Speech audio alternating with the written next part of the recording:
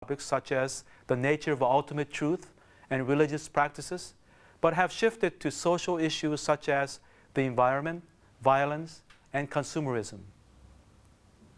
At interreligious gatherings, I am reminded of the World Parliament of Religions that took place in Chicago in 1993, 100 years after the epoch-making gathering in 1893.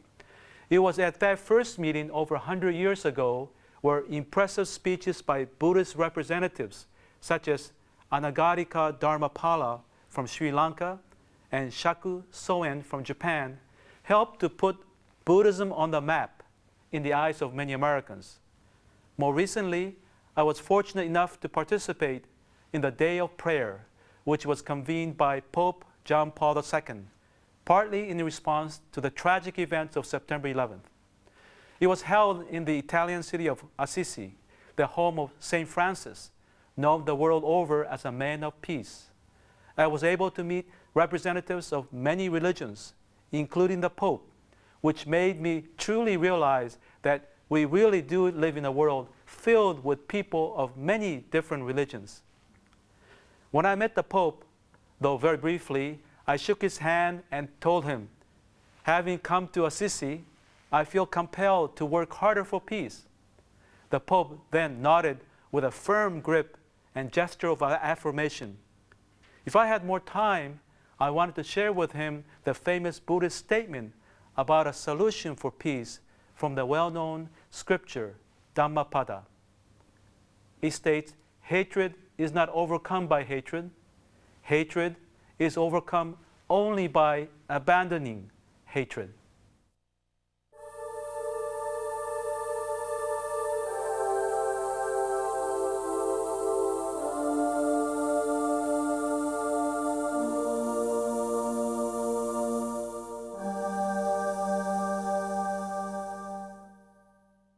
I would like to welcome today's guest, Reverend Kodo Matsunami.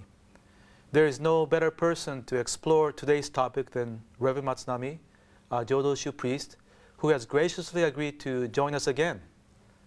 Reverend Matsunami is active in interreligious conferences, and whenever I talk to him, it seems that he's either going or has just returned from Rome or New York as a frequent participant in interreligious functions. I also have come to learn that he will soon be departing for South America for another conference. Well, Reverend Matsunami, it's great to have you back, and today we'll have you share with us your experiences in interreligious dialogue. You know, you've been to many of these, and what have been your thoughts and impressions in having attended some of these conferences? Well, I've been attended so many interfaith and the gatherings, but I believe that the sharing and understanding of such interfaith gatherings are very important, and it would break through the barrier that religions assume to have. We can no longer afford to be ignorant about others. That's right. I think so too. Yeah. Also, I feel that the present worldwide crisis, which are happening in everywhere, particularly in the Middle East, are not directly caused by religious differences, but rather by national, ethnic, and social differences. The real roots of the conflicts are based on these non-religious differences, whereby these various groups happen to be of different religions. I must admit that some religious leaders reinforce the differences without helping to bring about reconciliation and peace among these groups. That's why people of various faiths must work together to understand each other. Now, which of the conferences that you've attended stands out most in your mind?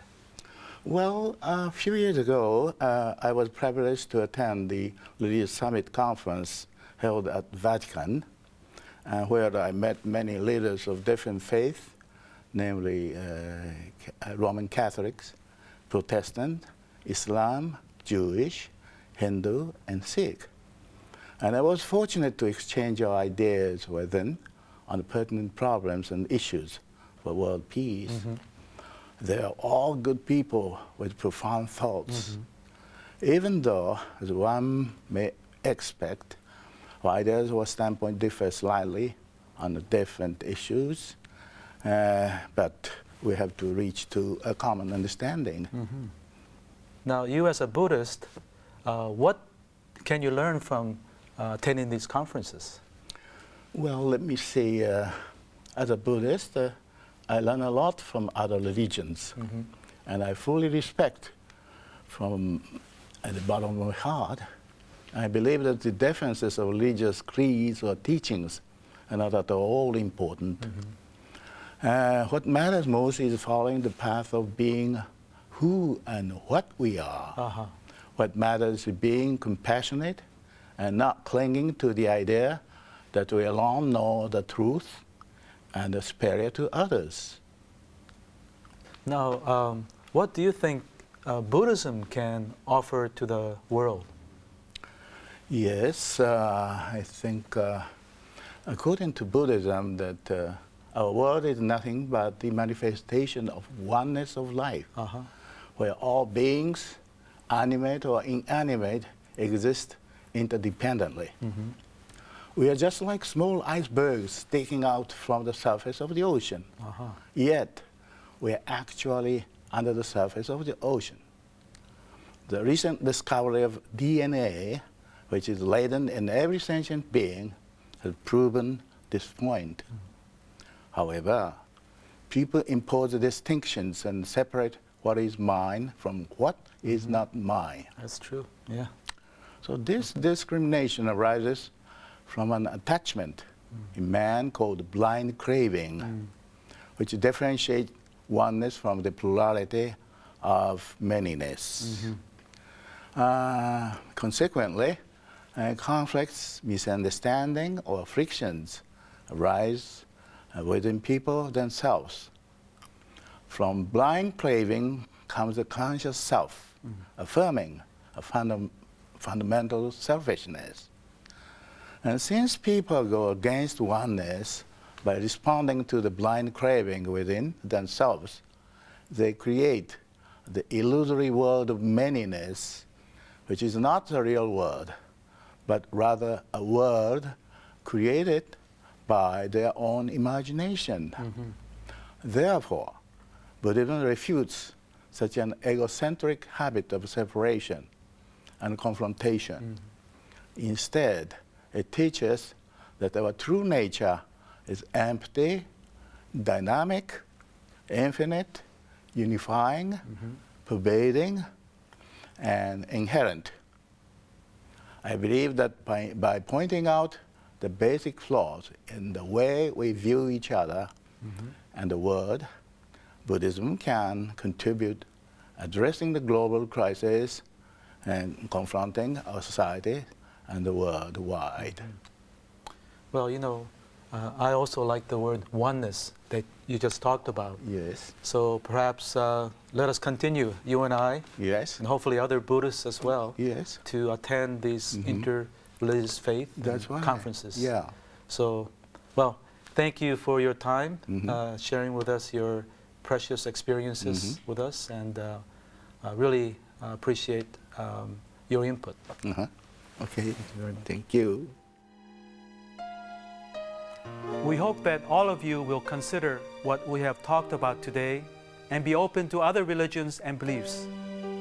Join us next week as we explore the 4 marks of existence, another fundamental teaching of Buddhism.